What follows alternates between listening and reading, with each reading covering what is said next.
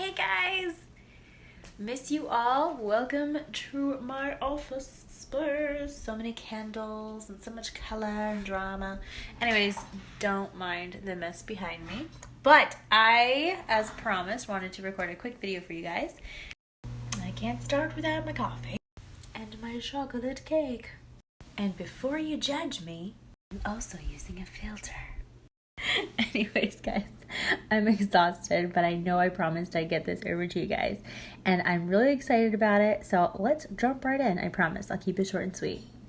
But before we jump into the passage, I'd like to share a quick little example story with you. Story time.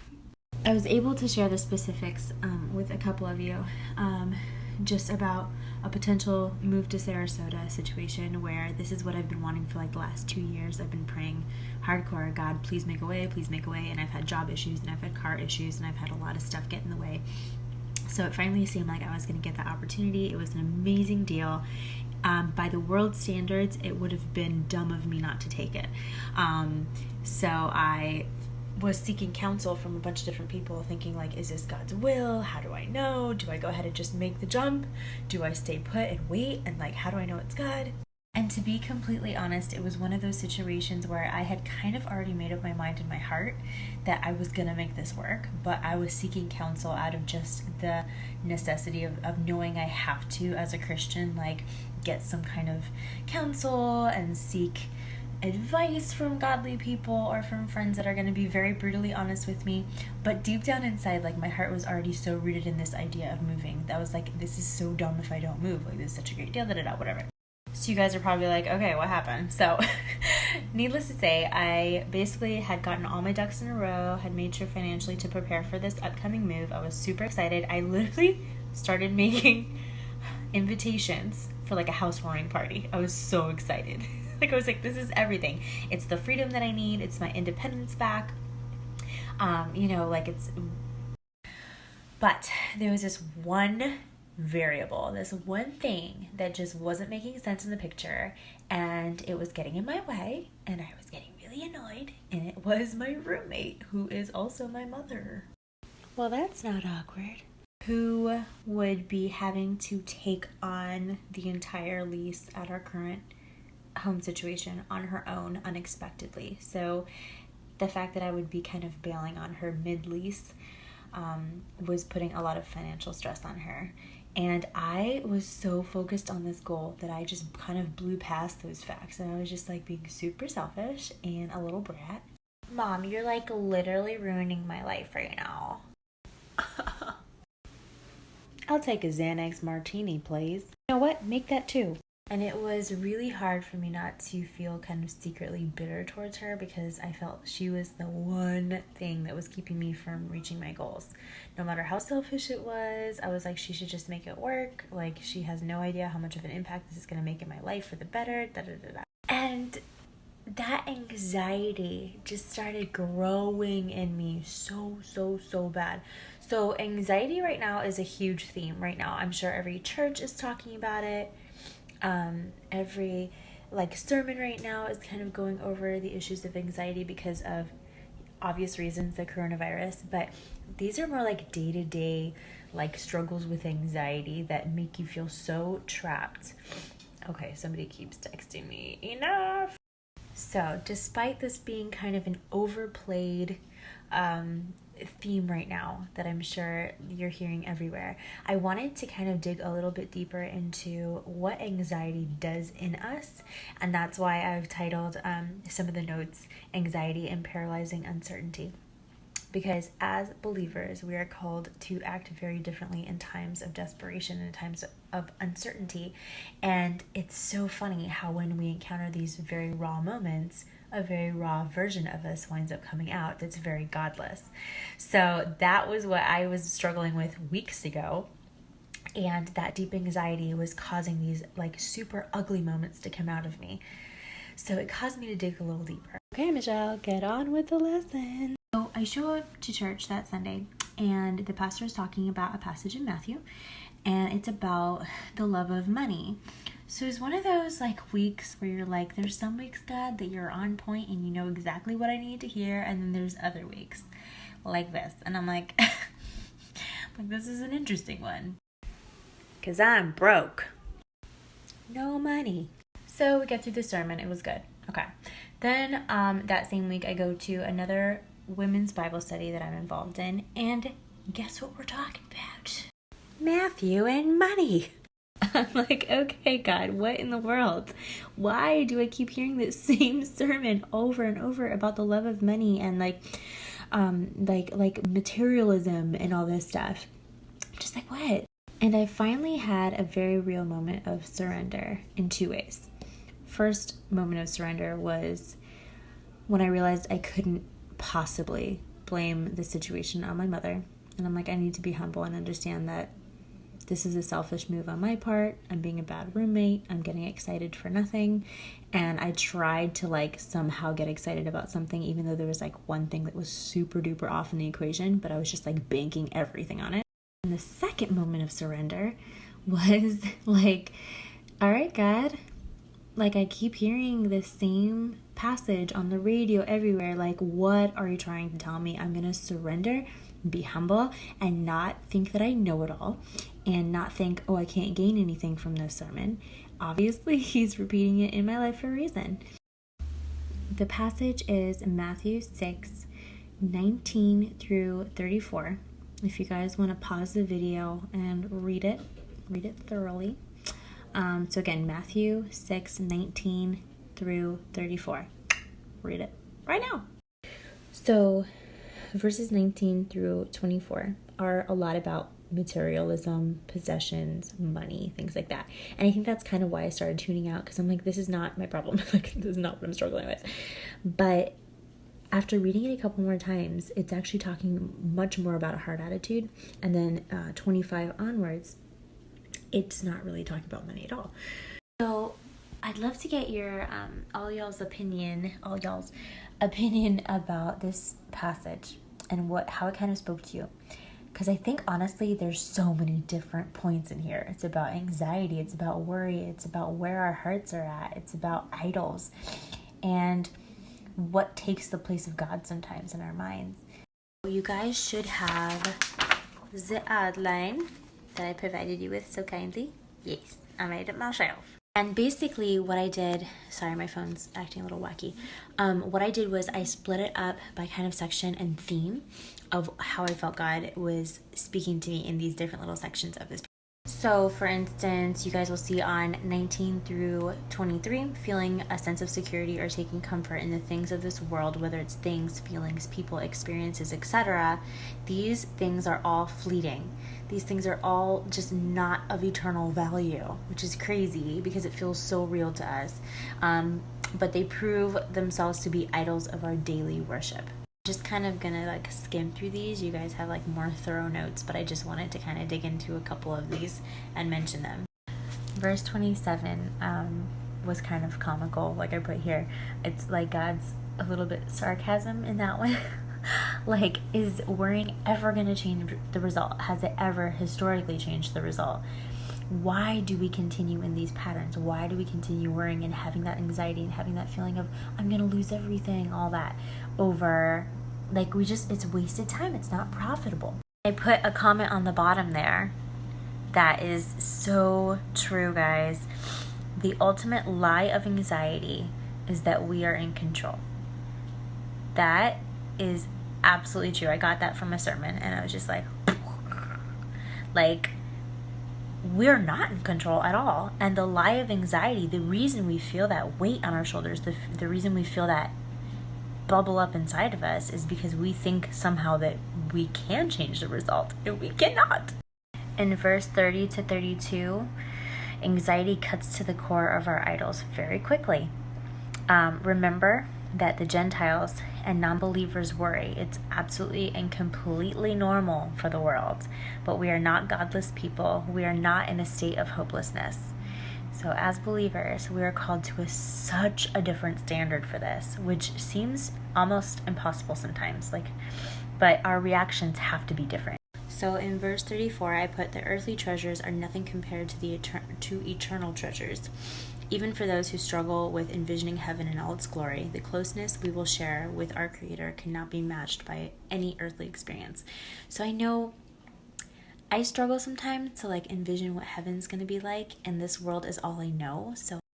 And I hate to admit, and I know it sounds super bad, but sometimes I struggle to want eternity more than this life. And I think it just comes with our humanity, and this is all we're used to, and the good days on earth feel like I don't know if I want to die. I don't know if I want heaven just yet, because we have this idea of what heaven's like. It's very mystical and and clouds and angels. It's just our brains are so far from being able to even imagine its glory and imagine what that's going to be like, that I think that's might be more common than I think. But I know I struggle to want eternity. But whether we can envision it or not, I think thinking back on the times that we felt incredibly close to God, that should give us just a tiny little taste of what that's going to be like to have no barriers with God, and be able to talk with him, and being able to have and share that closeness with him.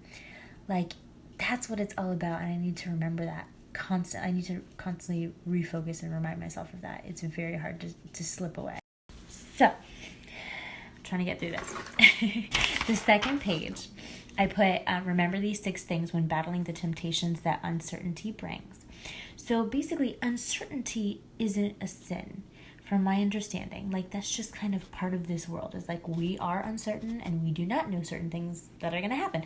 So the uncertainty is not the sin. It's what we do and what we're tempted to do out of that uncertainty. Be anxious, worry, all these things.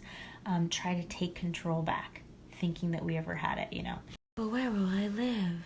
I'm hungry, and there's no food in my pantry. But there's no good men left in this world. Who will I marry? I have nothing to wear. I want lots of babies. So, number 1, remember that God is our gracious provider.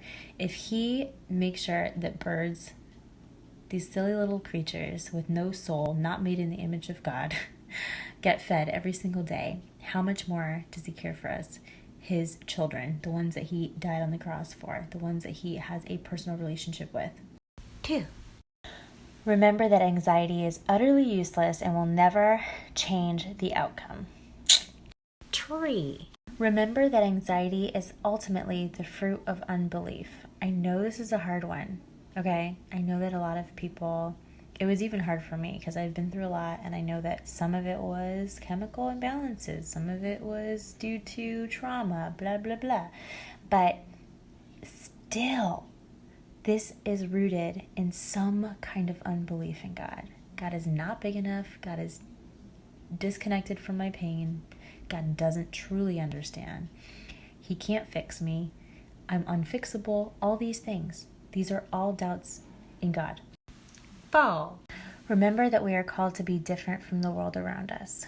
So I feel like if God took the time to write this out, do not be anxious, do not be anxious, do not be anxious about anything, and he wrote it so many times in the Bible, he's going to give us the strength to equip us to overcome it. He's not going to just help us manage our anxiety like the world would, with medications or with therapy or any of these things. These are just band-aid fixes to a deeper root issue that we're having. But to remember that we are actually called to a higher standard than the world, and we are not to worry. 5, remember to set your focus on eternal life and let God supply for your needs. Meaning, in my head, that's really hard when you can't hear the voice of God. If we could hear God's voice, then we're like, okay, God, I'll let you do it. And then he's like, here you go. But it's not that easy. We have a hard time hearing God's voice. So I think this means if we continuously surrender our control and say, God, make it abundantly clear. Show up here and make it abundantly clear. He absolutely will. Because he is promising us that he can eliminate anxiety by commanding us not to be anxious. So he has to have a plan, and he's going to make it super duper clear. 6. I'm not candy. Remember to live one day at a time. So I know that one sounds a little cliche and basic, but the way I see it, I think about the Israelites in the desert and God sending manna from the heavens. And he commanded them not to store it up for the following day. I think it would mold or something. I forgot what the logistics were. But either way, they weren't to store up any for the following day. They were supposed to basically rely on God daily for that provision. So in the same way, we should be asking God to give us just enough to hang on. Just enough, just enough. And if God graciously gives us more and blesses us with more, consider that a rich blessing and something that is absolutely not deserved. But just knowing that we can rely on a God who has historically proven to be trustworthy through the Bible and through the scriptures, we can read this. It's just chock full of stories of God proving himself to be the provider and loving and all these things. I'm going to say something that I know we probably have differing opinions on, but I will be very blunt. No amount of positive thoughts or positive vibes or whatever is going to result in God's will changing for us, okay? Plain and simple. The apartment that I wanted was not meant to be in this season. It doesn't matter how many times I thought about it, how much I set myself up financially for it, how many positive thoughts I put into the air or spoke about or spoke into existence, blah, blah, blah. It wasn't going to change. Now, I do want to mention that obviously, if we speak kindly about each other, lift each other up, say good things that are meant to build people up, obviously, I think our lives are just going to be better overall. I think if we're nasty to people and speak profanity or whatever, speak negativity into the world, obviously we're not going to have many friends. We're not going to be very likable. Okay, so these are results of speaking positively are, hey, we're going to probably have better friendships or we're going to have stronger relationships with people. Yes, absolutely, I believe in that. But I do just want to be very clear that I don't think any amount of speaking things into existence is going to change what God has for us and what he's kind of set up for us before we were even born. I mean, the Bible is chock full of passages that talk about that before we were even conceived, God has a plan for our lives. So no amount of speaking things into existence is going to change that path for us. So really, this is more about a daily surrender and a daily understanding of how to properly position God in our lives. And let me also be clear that path doesn't just mean oh, he has a general direction for you, don't worry, he has good things, but the specifics he's not really clear on. No, he has the specifics of our lives. He has every single thing ordained already and set in motion before the beginning of the earth. So to truly believe in God's character, to truly believe that he is all-knowing and all-powerful and has that kind of control over us, in a sense, means that he knows the very, very specific parts of our lives, which in turn causes us to really, this whole idea of anxiety has been turned around in its head for me. I have struggled with anxiety for years, and it has absolutely overcome my life. I was on multiple medications for years. I was diagnosed with all sorts of things. And this idea that anxiety is a huge lie, and anxiety is giving us this illusion that somehow it is in our control, and figuring out that hold on, I know this sounds very basic, but God's in control, but to the point where obviously, we're not going to sit on our butts all day and be okay, God, take me to work if you really want me to go to work. But it makes that process of surrender so much easier when we figure out hey, this is God's proper place in our lives, is to give us that daily necessity for provision, to give us that daily encouragement. Our willfulness and our human nature is so bent towards selfishness. And the Bible, that's why we have it. It's constantly a mirror for us to kind of check ourselves. Kind of realizing our proper place and our powerlessness in all this. Yes, God has given us free will over our day-to-day motion, our day-to-day decisions. But knowing that somehow this is all weaved into the plan of God and that he already knows far in advance what we're gonna do and he's already used it for good, is it takes a lot of that pressure off of us, which is amazing. Like, there's no room for self-righteousness. There's no room for feeling better than anybody else when we figure out how powerlessness and how weak and how frail we are. So my anxiety has pretty much been settled. And I know that sounds crazy. I'm not going to claim that it's gone forever because I don't know what tomorrow's weaknesses in me are going to look like. But what I can tell you is once this concept clicked, I was like, why has this been my lifelong struggle? This is so stupid. And I'm not saying my body's stupid or, my brain's wired wrong. But at the end of the day, like, God is absolutely promising us that he's going to eliminate our anxiety if we continuously surrender and continuously put him in his proper place. And he will make sure to almost immediately minister to us and immediately encourage us in that right direction if we continuously do this. So, to end our lesson, you guys are more than welcome to keep reading. There's little snippets in the notes that are really good. But almost immediately upon surrendering this whole idea of anxiety and control and all this, like my life doesn't look the way I want it to, God opened some crazy, amazing doors. And I like walked by faith, and I was just like, all right, like, I'm good. I'm going to be okay. God has me. I'm just going to like wait this out. I don't know what it's going to look like, and it's super scary, but I know I have no other choice. Like, God is so big and God is so good, and he has proven himself so many times to me. Why do I always forget? And why do I always keep trying to take control? So I was able to find a job within, I want to say 24 hours of this process, and I was able to negotiate a higher rate than I could have ever planned. It's like 15-20 minutes from my home. Like, it's just so many different prayers were answered all in one. And now I have like my life back. I'm like able to relax at night instead of be on the road so many hours.